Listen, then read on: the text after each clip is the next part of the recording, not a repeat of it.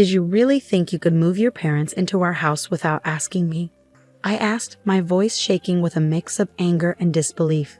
Ryan, my husband of 6 years, looked up from his laptop with a smirk that I had grown to hate. Oh, Amelia, don't be so dramatic.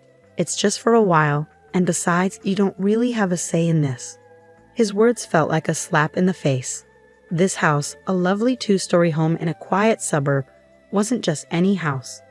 It was the home my grandparents had left me, where I wanted to raise our son, Lucas, away from the negativity of Ryan's family. Remember, the house is in my name. I replied, my hands clenched into fists at my sides. Ryan's smug look faded, and he looked uncertain for a moment. Our 2-year-old son, Lucas, walked into the room, and I forced a smile for his sake. He didn't know about the tension between us. His chubby hands reached up for me, and I picked him up, kissing his forehead, trying to calm down. I'm not okay with this, Ryan. Your parents have never respected me or our space. Why now? I asked, trying to keep my voice steady. Ryan shrugged, which made me even more frustrated. Their family, Amelia. You wouldn't understand. Family. The word echoed in my mind like a taunt. My own family, who ran a small but loved coffee shop in town, had always been my safe haven. The doorbell rang, interrupting our argument. Through the peephole, I saw them, Ryan's parents, with suitcases in hand, ready to invade our life. My heart sank. Fine, Ryan. Let them in, but this isn't over, I said, handing Lucas to him before opening the door. Amelia, darling, Ryan's mother said, walking past me without even looking at me. His father followed, a stern man who had barely acknowledged me since our wedding day. As they settled in, making themselves comfortable in my living room, I felt the familiar sense of being invaded. This was just the beginning, I realized. But as I watched them, something inside me changed. I was done being the obedient daughter-in-law, always bending to their wishes. I went into the kitchen, my mind racing. This was my home, my safe place, and I was ready to fight for it. The next few days became a blur of unwelcome changes. Ryan's mother, Elaine, had a way of making her presence felt in the most suffocating way. She rearranged my kitchen, criticized my parenting, and acted like our home was hers. Lucas shouldn't be eating that, Amelia. It's not healthy, Helene said one morning as I prepared Lucas's breakfast. I held back a sharp response, feeling the familiar sting of her judgment. He's fine, Elaine. It's just cereal, I said, shaking my head. In our house, we believe in a proper diet. You really should learn. Her comments were like needles, each one poking at my patience. Ryan, as usual, was no help, lost in his work and unaware of the growing tension. One evening, as I put Lucas to bed, Elaine barged into his room. He's still not sleeping through the night. You must be doing something wrong, she said. Her words were a blow to my confidence, making me feel like a bad mother. I'm doing the best I can, I snapped, unable to hold back my frustration. Your best isn't good enough. Maybe if you had a real job and some structure in your life. I felt a surge of anger. This is my house, Elaine. You're just a guest here. Don't forget that. Her laugh was cold and dismissive. Oh dear, Ryan never mentioned how out of touch you are. This is his house too, and as his mother, I have every right to be here. The next day, I hit my limit when I found Elaine in Lucas's room, going through his drawers. What do you think you're doing? I demanded, my voice shaking with anger. I'm just organizing. This room is a mess, she said without even looking at me. That's it.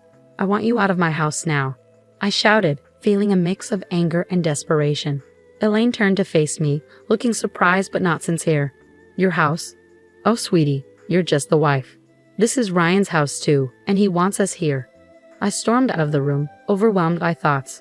Ryan's betrayal, Elaine's intrusion, and how they ignore my feelings. It was all too much. I was tired of being pushed around and having my home taken over by people who didn't respect me. That night, as I lay in bed, I started to make a plan. I was going to take back control of my life, my home, and my son's future. Ryan and his parents had crossed a line, and they needed to understand that I wouldn't be their doormat anymore. The fight was just beginning, and I was ready. A few days later, during a tense dinner, Ryan dropped a bombshell. My parents need to stay with us longer. Their house is being renovated, he said casually, as if it were no big deal. I felt my blood boil. Longer? Ryan, we never even talked about them staying here in the first place. He shrugged, avoiding my gaze. It's just for a few more weeks. What's the big deal? The big deal is that your mother treats me like an outsider in my own home. I shouted, my frustration boiling over. Elaine, overhearing us, jumped in with her usual condescending tone. Amelia, you're overreacting. We're family. You should be more accommodating. Their words only made me more determined. I wasn't going to let them walk all over me anymore. It was time to fight back. The next morning, I called my brother Alex, who had always been my support. They're taking over my life, Alex. I can't handle it anymore, I said, trying to hold back tears. Alex's voice was strong and encouraging. Amelia, you need to stand up for yourself. Don't let them bully you. It's your house, so you make the rules. His words gave me the push I needed. I decided to confront Ryan, but this time, I would be ready. I gathered proof of Elaine's overbearing behavior, the messed up kitchen, the disturbed routines, and her constant belittling comments. The day of the confrontation arrived. I waited until Elaine and Ryan were in the living room. We need to talk. Now, I said, keeping my voice steady even though I was furious inside. Ryan looked up, surprised. What's this about, Amelia? He asked. It's about your parents, Ryan. Their constant interference and disrespect for my boundaries have to stop today, I said, holding up my list of complaints. Elaine scoffed. This is ridiculous. We're just trying to help. Help? By undermining me at every turn?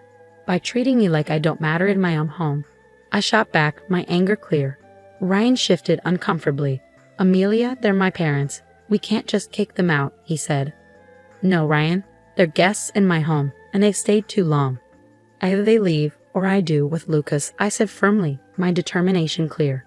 The room fell silent, and the weight of my words hung in the air. I saw the realization in Ryan's eyes, but it was Elaine who spoke first.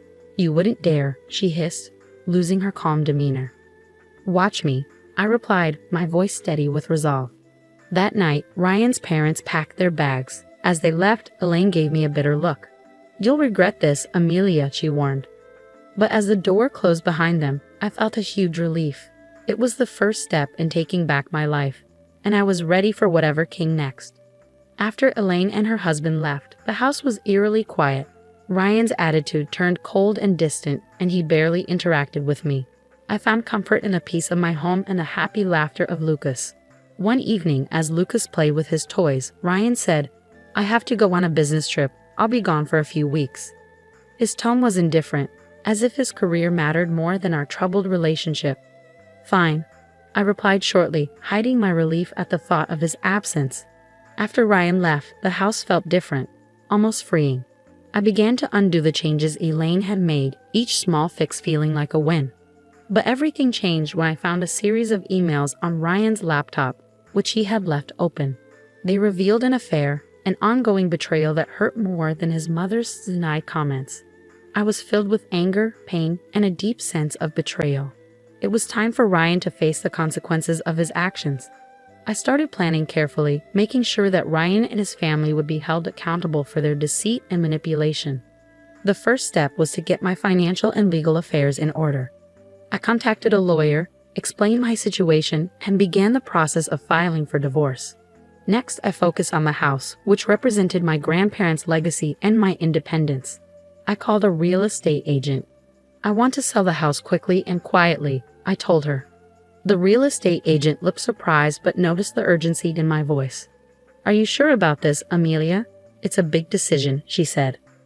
I've never been more sure of anything, I answered, feeling strong and determined after the betrayal. The house went on the market, and within days, offers started coming in. The thought of Ryan coming back to find he had lost his control over everything gave me a grim satisfaction. During this time, I reconnected with my family, finding strength in their support. We're here for you, no matter what, my father told me. As I watched Lucas play, unaffected by the chaos around him, I made a quiet promise to protect his happiness no matter what. Ryan's return was approaching, but I was no longer the woman he had left behind. I was ready to face him, equipped with the truth and a plan to take back my life. When the day came for Ryan to return, the tension in the air was thick. I had imagined this moment many times, and although I was prepared, my heart raced as I heard his key turning in the lock. Amelia, I'm home, Ryan called out, his voice echoing through the now changed space. I walked out of the kitchen, standing tall. "Welcome back, Ryan. We need to talk," I said firmly. He looked around, noticing the changes I had made. "What's going on?" "The house looks different." I stayed calm. "I sold the house, Ryan. It's no longer ours." His face showed shock and anger. "You did what?"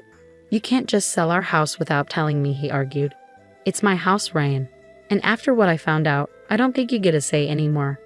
I replied, my voice calm but filled with anger. He scoffed, trying to hide his surprise. "What are you talking about?" "The affair, Ryan." "I know everything," I said, watching as his calm act fell apart. He tried to deny it, but it didn't last long. "Amelia, it's not what you think," he begged. "I think it's exactly what it looks like. You betrayed me and our family," I responded, my hurt clear in my voice. Ryan went from shocked to angry. "You're overreacting. We can work through this," he said. "There's no we anymore, Ryan." "I filed for divorce," I said, handing him the papers. The conversation turned into a blur of accusations and denials, but I stood firm. The man I had married was gone, replaced by someone driven by selfish desires. As he stormed out, promising to fight the divorce, I felt a mix of freedom and worry. I had taken the first step toward a new life, but I knew the struggle wasn't over. In the weeks that followed, everyone learned about our situation. Ryan's parents, who had been so confident and overbearing, were now caught up in the fallout from their son's actions. They tried to contact me, but I ignored them completely. I focused only on Lucas and finalizing the divorce. When the court hearing day arrived, Ryan looked defeated, finally realizing the gravity of what he had done. The judge granted me the divorce and custody of Lucas, and I felt a sense of justice. Ryan's attempts to reconcile after the hearing were ignored. "You made your choice, Ryan. Now live with it," I said, walking away from him for the last time.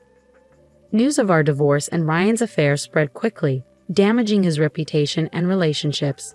His parents, who had once been proud and judgmental, were now shunned by people who had previously respected them.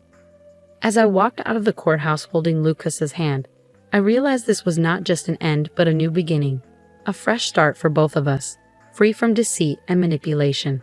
The future was uncertain, but it was ours to shape.